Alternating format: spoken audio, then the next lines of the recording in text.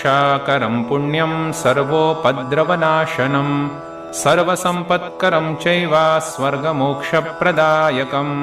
ध्यात्वा नरसिंहं देवेशं हेमसिंहासनस्थितं विवृतास्यं त्रिनयनं शरदिन्दुसमप्रभं लक्ष्म्यालिङ्गितवामाङ्गं विभूतिभिरुपाश्रितं चतुर्भुजं कोमलाङ्गं स्वर्णकुण्डलशोभितं श्रिया सुशोभितो रस्कं रत्नकेयूरमुद्रितं तप्तकाञ्चनसङ्काशं पीतनिर्मलवाससं इन्द्रादिसुरमौलिष्ठा स्फुरन्माणिक्यदीप्तिभिः विराजितपदद्वन्द्वं शङ्खचक्रादिहेतिभिः गरुत्मता च विनयात् स्तूयमानं मुदान्वितं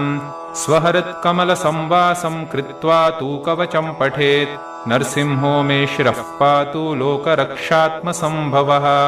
सर्वगोपीस्तम्भवासा फालं